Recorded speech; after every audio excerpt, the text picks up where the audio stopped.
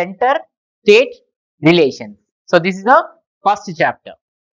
In this chapter, we are going to study about center-state relations, legislature, legislative, administrative, and financial relations between the center and states. Secondly, we are also going to discuss about the various conflicts between center and state. In that, we are going to discuss about two important commissions. One is Sarkaria Commission and second is Punchi Commission. Thirdly, we are going to look into the Central Finance Commission. Fourthly, we are going to discuss about Interstate Council. Fifthly, we are also going to look at the Niti Aayog. ఈరోజు intermediate second year రాజనీతి శాస్త్రంలో 5వ పాఠం మనం తెలుసుకోబోతున్నాం. ఈ 5వ పాఠం పేరు వచ్చేసి కేంద్ర రాష్ట్ర సంబంధాలు. కేంద్ర రాష్ట్ర సంబంధాల్లో మనము శాసన సంబంధాలు, పరిపాలనా సంబంధాలు మరియు ఆర్థిక పరమైనటువంటి సంబంధాల గురించి తెలుసుకుంటాం. తర్వాత కేంద్ర రాష్ట్రాల మధ్య ఉన్నటువంటి వివాదాలు ఏవైతే ఉన్నాయో వాటికి సంబంధించినటువంటి రెండు ముఖ్యమైనటువంటి కమిషన్స్ ఉన్నాయి. Sarkaria commission, Punchhi commission. ఈ రెండు కమిషన్ల గురించి కూడా మనం తెలుసుకోబోతున్నాం. ఇక కేంద్ర ఆర్థిక సంఘం గురించి కూడా ఈ చాప్టర్ లో మనం తెలుసుకోబోతున్నాం. అలానే అంతర్రాష్ట్ర మండలి గురించి కూడా ఈ చాప్టర్ లో మనం తెలుసుకుంటాం. ఇక ఆఖరుగా నీతి ఆయోగ్, నీతి ఆయోగ్ అనేటువంటి సంస్థ గురించి కూడా మనము తెలుసుకోవడం అనేది జరుగుతుంది. Now so far in the third and fourth chapter of our textbook, we studied about the union government in the third chapter and state government in the fourth chapter. Now we are clear with the things what is state government and what is union government. Okay, so we have studied about them, the executive part, legislature part, as well as judiciary part, right? So today in this chapter, we will be focusing on center-state relations, how the union as well as the state are related as far as administration is concerned. Okay, so as you all know, India is a federal country. For the better functioning of a federal country, we need cooperation and coordination between the union and states. Okay, in federal system, we have two types of governments. One is state government and the other is union government. So for the efficient administration of the federal structure, we need to have proper relationship between these two governments. Okay, that's why the makers of our constitution felt the same need, and while preparing the constitution itself, they have clearly demarcated the powers and functions between the union and state governments. Okay, because there should not be any disputes as we are in the federal structure. To avoid those kind of disputes, the makers of our constitution concentrated on bringing coordination and cooperation between the union and state governments. That's why they clearly demarcated the powers of the state government as well as the union government. Whenever we have sound relationship between the union and state, then only we can progress as a nation. The country can be developed only when we have proper relationship between union and state government. So the same was focused in the Indian constitution. మనకి తెలుసు ఇప్పటి వరకు 3వ chapter లో 4వ chapter లో మనము కేంద్ర ప్రభుత్వం గురించి అలానే రాష్ట్ర ప్రభుత్వాల గురించి తెలుసుకోవడం అనేది జరిగింది. అంటే కేంద్ర ప్రభుత్వం అంటే ఏంటో, రాష్ట్ర ప్రభుత్వం అంటే ఏంటో ఇప్పుడు మనకు అర్థమైంది. సో కేంద్ర ప్రభుత్వంలో శాసన, కార్యనిర్వాహక, న్యాయ శాఖల గురించి చదువుకున్నాం. అలానే రాష్ట్ర ప్రభుత్వానికి సంబంధించినటువంటి అంశాలు కూడా మనము తెలుసుకోవడం అనేది జరిగింది. ఈ చాప్టర్ లో మనం ఏం చేస్తామంటే కేంద్ర ప్రభుత్వం మరియు రాష్ట్ర ప్రభుత్వానికి ఎటువంటి సంబంధాలు ఉన్నాయో అనే అంశాన్ని మనము తెలుసుకోబోతున్నాము. ఓకే, సో అందులో భాగంగా మనకు తెలుసు భారతదేశ వ్యవస్థ అనేది ఒక సమాఖ్య వ్యవస్థగా చెప్పుకోవచ్చు. సమాఖ్య వ్యవస్థ అంటే రెండు రకాల ప్రభుత్వాలు అనేవి ఇక్కడ ఉన్నాయి. కేంద్ర ప్రభుత్వం అలానే రాష్ట్ర ప్రభుత్వాలు అనేవి మన భారతదేశ వ్యాప్తంగా మనము ఏర్పాటు చేసుకోవడం జరిగింది. ఈ యొక్క సమాఖ్య వ్యవస్థ అనేది సమర్థవంతంగా పటిష్టంగా పనిచేయాలి అంటే ఖచ్చితంగా వాటి మధ్య సంబంధాలు అనేవి చాలా బలమైనటువంటి సంబంధాలు ఉంటేనే అప్పుడు పరిపాలన అనేది సాఫీగా సాగేటువంటి అవకాశం ఉంటుంది. అందుకనే మన యొక్క రాజ్యాంగ నిర్మాతలు కూడా ఈ అంశం పైనే దృష్టి పెట్టి కేంద్ర రాష్ట్ర సంబంధాల్లో క్లియర్ గా అంటే స్పష్టంగా వాళ్ళు కేంద్రం ఎటువంటి అధికారాలు కలిగి ఉంటుంది, రాష్ట్రం ఎటువంటి అధికారాలను కలిగి ఉంటుంది అనేటువంటి అంశాలపైన వాళ్ళు దృష్టి పెట్టడం జరిగింది. అంటే ఎప్పుడైనా సరే కేంద్ర రాష్ట్ర సంబంధాలు బలంగా ఉంటేనే అక్కడ పరిపాలన అనేది కొనసాగుతుంది, ఆ దేశ ప్రగతికి దోహదపడుతుందని మనము చెప్పుకోవచ్చు. Let's talk about the centre state relations that includes legislative, administrative and financial relations. So as you all know, so far we were discussing about federal structure. So if federal structure needs to be strong, there should be proper coordination, unity and cooperation between the governments. Okay, two types of governments. So each and every government, either it is central government or state governments, of course do work independently. Okay, they work independently.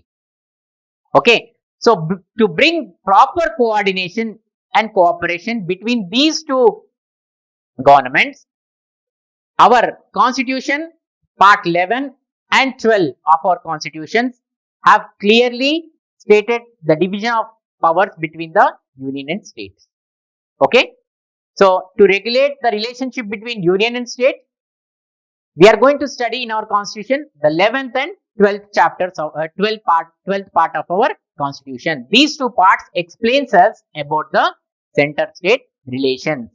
So in a simple sense, to understand center state relations in India can be classified into three types. They are legislative relations, administrative relations and financial relations. Okay, how many relations? Three types of relations: legislative, administrative and financial relations. So మనం ఏం తెలుసుకుంటామంటే కేంద్ర రాష్ట్ర సంబంధాల్లో శాసన సంబంధాలు, పరిపాలనా సంబంధాలు, అలానే ఆర్థిక పరమైనటువంటి సంబంధాల గురించి ముఖ్యంగా మనము తెలుసుకోవడం అనేది జరుగుతుంది. మనం ఇంతకుముందు చెప్పుకున్నాం సమాఖ్య వ్యవస్థలో రెండు రకాల ప్రభుత్వాలు ఉంటాయి. ఆ రెండు రకాల ప్రభుత్వాలు కూడా స్వతంత్రంగానే పనిచేస్తూ ఉంటాయి అనేటువంటి అంశాన్ని మనం గుర్తుపెట్టుకోవాలి.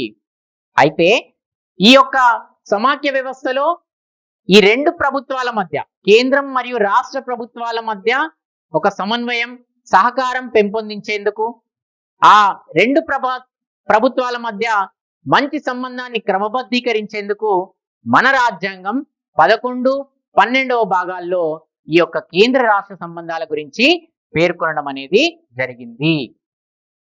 ఓకే, మన యొక్క రాజ్యాంగం 11వ భాగం మరియు 12వ భాగంలో కేంద్ర రాష్ట్ర ప్రభుత్వాల గురించి, వాటి యొక్క సంబంధాల గురించి క్లియర్ గా స్పష్టంగా తెలియపరచడం అనేది జరిగింది.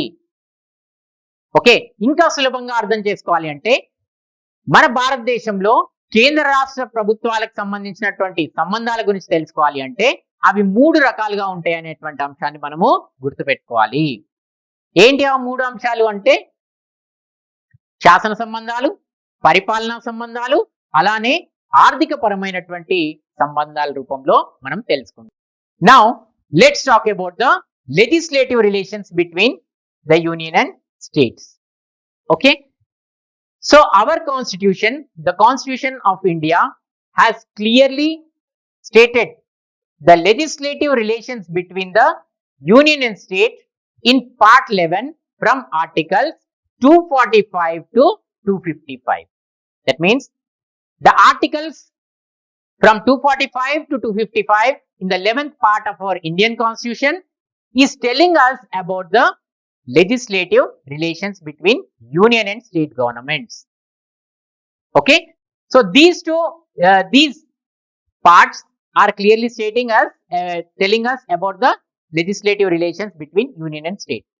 So first of all, you have to remember the laws made by the union or state will be people oriented. That means as per the people's wishes to maintain peaceful conditions for the pleasure, okay, and for the progress of the people, these laws will be made.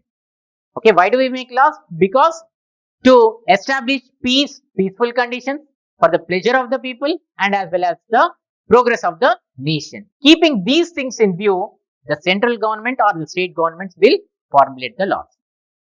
And more importantly, you have to remember, it is a parliament which can make laws, which got the power to make laws, okay, throughout India or to any part of India. That means parliament has a power. Parliament is entitled to make any kind of law for the entire country or for the any part of the country. So that's why. So while we discuss about the lawmaking process, the legislative relations in our country has been divided into three types: union list, state list, as well as the concurrent list. Okay, so parliament is entitled to make laws on the union list and concurrent list. The state legislatures are given the power to make laws on the state list as well as the concurrent list. Okay, so like this, we have divided the powers between legislative relations between union and states. మనకు శాసన సంబంధాల విషయానికి వచ్చినప్పుడు భారతదేశంలో మన భారత రాజ్యాంగం అనేది 11వ భాగంలో 245 నుండి 255 అధికరణాలు ఏవైతే ఉన్నాయో అవి కేంద్ర రాష్ట్రాలకు సంబంధించినటువంటి శాసన సంబంధాల గురించి తెలియజేస్తున్నాయి. ఓకే, 245 నిబంధన నుండి 255 నిబంధన వరకు గల ఏవైతే అధికరణాలు ఉన్నాయో అవన్నీ కూడా భారతదేశంలో ఉన్నటువంటి కేంద్రం మరియు రాష్ట్ర ప్రభుత్వాల మధ్య ఉన్నటువంటి శాసన సంబంధాల గురించి తెలియజేస్తున్నాయి. ఓకే, అసలు శాసనాలు ఎందుకు రూపొందిస్తాము అంటే ప్రజల శాంతియుత పరిస్థితులు నెలకొల్పేందుకు, అలానే మొత్తం జాతి మొత్తం ఒక ప్రగతి పదంలో నడిచేందుకు ఈ యొక్క శాసనాలు అనేవి ఉపయోగపడతాయి. కాబట్టి అందుకనే శాసనాలను రూపొందించుకోవడం అనేది జరుగుతుంది. అయితే మన భారతదేశంలో ఉన్నటువంటి అత్యున్నతమైనటువంటి శాసనశాఖ అయినటువంటి పార్లమెంట్ ఎప్పుడైనా ఏ విధమైనటువంటి శాసనం చేయడానికైనా అధికారం కలిగి ఉంటుంది. ఓకే, మనకు శాసనాలు రూపొందించాలి అంటే ఆ యొక్క అధికారం పార్లమెంటుకు ఉంటుంది. దేశం మొత్తానికి కావచ్చు లేదా దేశానికి సంబంధించిన ఏ ప్రాంతానికైనా ప్రత్యేకంగా చట్టాలు రూపొందించేటువంటి అధికారం పార్లమెంటుకు ఉంటుంది. సో అందుకనే ఈ యొక్క శాసనాలు రూపొందించేటువంటి అంశాలను దృష్టిలో పెట్టుకొని మన భారత రాజ్యాంగంలో ఈ యొక్క శాసన సంబంధాలను 3 విధాలుగా విభజించడం అనేది జరిగింది. అవి కేంద్ర జాబితా, రాష్ట్ర జాబితా మరియు ఉమ్మడి జాబితా. పార్లమెంట్ ఏం చేస్తుంది? కేంద్ర జాబితా మరియు ఉమ్మడి జాబితాలో ఉన్నటువంటి అంశాలపైన అన్నిటిపైన కూడా ఇది శాసనాలను రూపొందిస్తుంది. రాష్ట్ర ప్రభుత్వం ఏం చేస్తుంది? రాష్ట్ర శాసనసభ ఏదైతే ఉంటుందో రాష్ట్ర జాబితాలో ఉన్నటువంటి అంశాలు అలానే ఉమ్మడి జాబితాలో ఉన్నటువంటి అంశాలపైన ఇది శాసనాలను రూపొందిస్తుందని మనము చెప్పుకోవచ్చు. సో ఇప్పుడు మనము కేంద్ర జాబితా అంటే ఏంటి, రాష్ట్ర జాబితా అంటే ఏంటి, అలానే ఉమ్మడి జాబితా అంటే ఏంటి అనేటువంటి అంశాలను తెలుసు. So now let's talk about the union list. So union list consists of the subjects which are of national importance. Okay, whichever the subjects which are of national importance have been added in the union list. So the subjects which are placed in the union list, only the parliament has the power to make the laws which are mentioned in the union list. So in a simple sense, in other words, we can say the subjects which are mentioned in the union list, okay, the law making power is rest with the parliament itself. Parliament has the power to make or enumerate any kind of law which are mentioned in the union list. Okay, In the beginning, there were 97 subjects in the union list, but at present now we have 98 subjects in the union list. So on all the 98 subjects which are there in the union list, it is a parliament which makes laws. What are those? For example, you take foreign affairs, defense, railways, citizenship, postal and communication, telegraphs, coinage, okay, then foreign exchange, currency, insurance, banking, income tax. So all these comes under the union list. Okay, so if you observe these examples, you can simply say these are the most important subjects as far as nation is concerned. This got national importance, so that's why these have been placed in the union list. Okay, కేంద్ర జాబితా గురించి తెలుసుకోవాలి. కేంద్ర జాబితాలో ఏవైతే జాతి మొత్తానికి ప్రధానమైనటువంటి అంశాలు ఏవైతే ఉంటాయో అవన్నిటినీ కూడా కేంద్ర జాబితాలోనే పొందుపరచడం అనేది జరిగింది. అంటే జాతీయ ప్రాధాన్యత కలిగినటువంటి అంశాలు ఏవైతే ఉంటాయో అవన్నిటినీ కూడా కేంద్ర జాబితాలోనే పొందుపరచడం అనేది జరిగింది. ఓకే, సో కేంద్ర జాబితాలో ఉన్నటువంటి అన్ని అంశాలపైన చట్టాలు చేసేటువంటి అధికారం పార్లమెంటుకు మాత్రమే ఉంటుంది.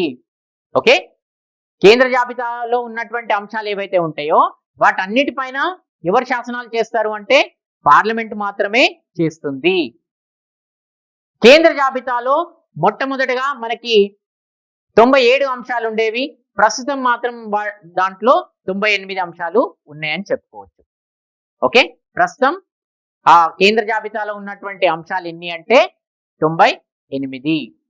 ఓకే, సో కేంద్ర జాబితాలో ఉన్నటువంటి అంశాలు ఏంటి? ఉదాహరణకు చెప్పుకోవాలి అంటే విదేశాంగ వ్యవహారాలు కావచ్చు, రక్షణ కావచ్చు, పౌరసత్వం కావచ్చు, రైల్వేలు, ఓకే, పోస్టల్ అండ్ టెలిగ్రాఫ్స్ కావచ్చు, ఇవే కాకుండా ద్రవ్యం కావచ్చు, బ్యాంకింగ్, ఆదాయ పన్ను, okay, atomic energy, okay, and mineral resources. So ఇవన్నీ కూడా ఖనిజ సంపద కావచ్చు, అణుశక్తి కావచ్చు, ఇటువంటి అంశాలు ఏవైతే ఉన్నాయో ఇవన్నీ కూడా కేంద్ర జాబితాలో ఉన్నటువంటి అంశాలే. ఓకే, ఈ అన్ని అంశాల పైన మనం ఒకటి గమనిస్తే, ఇందాక చెప్పుకున్నట్టు ఉదాహరణకు గమనిస్తే ఆ ఉదాహరణలో అన్ని కూడా దేశంలో మొత్తం కూడా ప్రాధాన్యత కలిగినటువంటి అంశాలుగానే మనం చెప్పుకోవచ్చు. ఈ అంశాలన్నీ కూడా అందుకనే కేంద్ర జాబితాలో పొందుపరచడం అనేది జరిగింది. Now let's talk about the state list. In the state list, the subjects which are mentioned as in the state list, the state legislatures have got the power to make the laws on those subjects. So how many subjects are there? There are 59 subjects in the state list.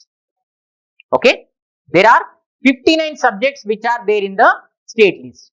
So what are the, for example you take land revenue, agriculture, public health, local governments, okay, hospitals and dispensaries, public services. So all these will come under the state list. Okay, if you observe, okay, right from police, local governments, okay, so land revenue, so all these are the part of the state list itself. So on all these matters which are mentioned in the state list, the state legislature will formulate the laws. రాష్ట్ర జాబితా విషయానికి వస్తే రాష్ట్ర జాబితాలో ఉన్నటువంటి అన్ని అంశాలపైన రాష్ట్ర శాసనసభ చట్టాలు చేయడానికి అధికారం కలిగి ఉంటుంది. సో రాష్ట్ర జాబితాలో ఉన్నటువంటి అంశాలపైన ఎవరు చట్టాలు చేస్తారు అంటే రాష్ట్ర శాసనసభకు అటువంటి అధికారాన్ని కల్పించడం జరిగింది. సో రాష్ట్ర జాబితాలో ఎన్ని అంశాలు ఉన్నాయంటే 59 అంశాలు ఉన్నాయి. ఓకే, ఎన్ని అంశాలు ఉన్నాయి? 59 అంశాలు అనేవి ఉన్నాయి. ఉదాహరణకు తీసుకుంటే పోలీస్ కావచ్చు, స్థానిక ప్రభుత్వాలు కావచ్చు, వ్యవసాయం కావచ్చు, ఓకే, పారిశుద్ధ్యం, ప్రజారోగ్యం, ఇటువంటివన్నీ కూడా, తర్వాత రాష్ట్ర పబ్లిక్ సర్వీస్, ఇటువంటివన్నీ కూడా రాష్ట్ర జాబితాలోనే పొందుపరచడం అనేది జరిగింది. ఓకే, ఏమేమున్నాయి ఇందులో? దీంట్లో ముఖ్యంగా పోలీస్ అంటే శాంతి భద్రతలకు సంబంధించి, స్థానిక ప్రభుత్వాలకు సంబంధించి, వ్యవసాయానికి సంబంధించి, ఓకే, వీటన్నిటిపైన రాష్ట్ర పబ్లిక్ సర్వీస్ కమిషన్ కి సంబంధించి వీటన్నిటిపైన చట్టాలు చేసేటువంటి అధికారం ఎవరికి ఉంటుంది అంటే రాష్ట్ర ప్రభుత్వానికి మాత్రమే ఉంటుంది. ఓకే, రాష్ట్ర ప్రభుత్వం ఇటువంటి రాష్ట్ర జాబితాలో ఉన్నటువంటి అన్ని అంశాలపైన చట్టాలు రూపొందించుకునేటువంటి అవకాశం ఉంటుంది. Now let's talk about the concurrent list. So the peculiarity of the concurrent list is both the union government as well as state governments can make laws on the subjects which are mentioned in the concurrent list. So on the concurrent list, both the state governments as well as the union governments have the power to make the laws. Okay, so for example, you take, there are many subjects in this also. There are 52 items which are mentioned in the concurrent list. Okay, for example, you take marriage and divorce. Okay, then if you take agriculture, forest, education, welfare of the laborers, trade unions, okay, stamp duties, all these are the part of the concurrent list. So what are the items that comes under concurrent list? Concurrent list consists of almost 52 items. So important of all of them is, okay, marriage, divorce, okay, so then forest, education, okay, all these can be considered to be in the concurrent list. So on these lists, the parliament as well as the state legislatures can make laws. Here one thing you have to remember, that is, if there is a conflict between the two laws, the law made by the center as well as the law made by the state, if they are conflicting, if they are opposite to each other, then the law made by the union government will prevail over the state laws. Okay, always remember, on concurrent list, two governments can prepare the laws. State governments can prepare the laws as well as union government also can formulate the law. If there is a conflict, okay, if they are opposite or if they are contradicting with each other, then the law made by the union government itself will prevail. Okay, at that point of time, there is no value to the law prepared by the state legislatures. So always, that's why whenever the state legislatures are preparing any law, that has to be complementary to the law made by the union government. So whenever the state governments prepare the laws related to the concurrent list, they should prepare according to the law made by the union government itself. ఉమ్మడి జాబితాలో ఉన్నటువంటి అంశాల విషయానికి వస్తే, ఉమ్మడి జాబితాలో ఉన్నటువంటి అంశాలన్నిటిపైన కూడా చట్టాలు చేసేటువంటి అధికారం కేంద్ర ప్రభుత్వానికి ఉంటుంది, అలానే రాష్ట్ర ప్రభుత్వాలకు కూడా ఉంటుంది. అంటే కేంద్రంలో ఉన్నటువంటి పార్లమెంట్ చేయొచ్చు, అలానే రాష్ట్ర ప్రభుత్వాలు, రాష్ట్ర శాసనసభలు కూడా ఈ యొక్క జాబితాలో ఉన్నటువంటి అంశాలపైన చట్టాలను చేసేటువంటి అధికారాన్ని కలిగి ఉంటాయని చెప్పుకోవచ్చు. ఓకే, అయితే దీంట్లో మొత్తం కూడా 52 అంశాలను దీంట్లో పొందుపరచడం అనేది జరిగింది. ఓకే, ఆ 52 అంశాల్లో ముఖ్యంగా వివాహం, విడాకులు కావచ్చు, తర్వాత అడవులకు సంబంధించి కావచ్చు, లేదా విద్యకు సంబంధించి కావచ్చు, కార్మికుల సంక్షేమం కావచ్చు, కార్మికుల యొక్క సంఘాలు కావచ్చు, ఇవన్నీ కూడా ఉమ్మడి జాబితాలోనే పొందుపరచడం అనేది జరిగింది. ఓకే, సో ఈ అన్ని అంశాలపైన కేంద్రం మరియు రాష్ట్ర ప్రభుత్వాలు రెండు కూడా చట్టాలు చేసేటువంటి అధికారాన్ని కలిగి ఉంటాయి. అయితే ఒక విషయం మనం గమనించాలి ఏంటి అంటే, కేంద్రం రాష్ట్ర ప్రభుత్వాలు వేరువేరుగా చట్టాలు చేసినప్పుడు ఒకవేళ అవి రెండు కూడా ఒకదానికొకటి విరుద్ధంగా ఉన్నట్టయితే అప్పుడు కేంద్రం చేసినటువంటి చట్టం మాత్రమే అమలు చేయబడుతుంది. అందుకనే కేంద్రం చేసినటువంటి చట్టాలకు అనుగుణంగానే రాష్ట్ర శాసనసభలు కూడా చట్టాలు చేయాల్సినటువంటి అవసరం ఉంటుంది. ముఖ్యంగా ఉమ్మడి జాబితాలో ఉన్నటువంటి అంశాలపైన రాష్ట్ర ప్రభుత్వాలు ఎప్పుడైతే చట్టాలు చేస్తాయో అది కేంద్రం చేసినటువంటి చట్టానికి అనుగుణంగా మాత్రమే ఉండాలి. So next we will talk about residuary powers. So residuary powers according to article 248 of our Indian constitution, it is dealing with the residuary powers. So residuary powers are those which are not mentioned in the three lists. Okay, the items or the subjects which are not mentioned in the above three lists, that is union list, state list as well as the concurrent list.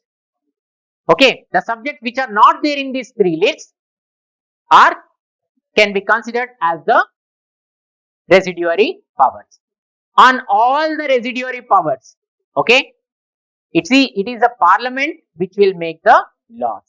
That means the parliament is entitled to make the laws which are there in the residuary list or residuary powers. So this is according to the article 248 of our Indian constitution. So always remember, there is simple thing that you have to remember. The subjects which are not mentioned in the three lists can be considered as the residuary powers. అవశిష్ట అధికారాల విషయానికి వచ్చినప్పుడు అవశిష్ట అధికారాలు అనేవి భారత రాజ్యాంగంలో 248వ నిబంధనలో పొందుపరచడం అనేది జరిగింది. అంటే భారత రాజ్యాంగంలో ఉన్నటువంటి 248వ అధికరణం లేదా నిబంధన అవశిష్ట అధికారాల గురించి తెలియజేస్తుంది. అసలు ఈ అవశిష్ట అధికారాలు అంటే ఏంటి అనేది మనం అర్థం చేసుకోవాలి. అవశిష్ట అధికారాలు అంటే ఏవైతే అంశాలు ఈ మూడు జాబితాలలో లేనటువంటి అంశాలు ఏవైతే ఉంటాయో అవన్నీ కూడా అవశిష్ట అధికారాలుగా మనం చెప్పుకోవచ్చు. అంటే కేంద్ర జాబితా, రాష్ట్ర జాబితా, ఉమ్మడి జాబితాలో లేనటువంటి అంశాలన్నిటినీ కూడా మనము అవశిష్ట అధికారాలుగా చెప్పుకోవచ్చు. అయితే ఈ అవశిష్ట అధికారాలకు సంబంధించినటువంటి చట్టాలు ఎవరు రూపొందిస్తారు అంటే కేవలం పార్లమెంటు మాత్రమే రూపొందిస్తుంది. ఓకే, అవశిష్ట అధికారాలకు సంబంధించినటువంటి చట్టాలన్నీ కూడా ఎవరు రూపొందిస్తారు అంటే పార్లమెంట్ మాత్రమే రూపొందిస్తుందని మనము చెప్పుకోవచ్చు. So we started with learning about center-state relations. As part of the center-state relations, so far we learnt about the legislative relations.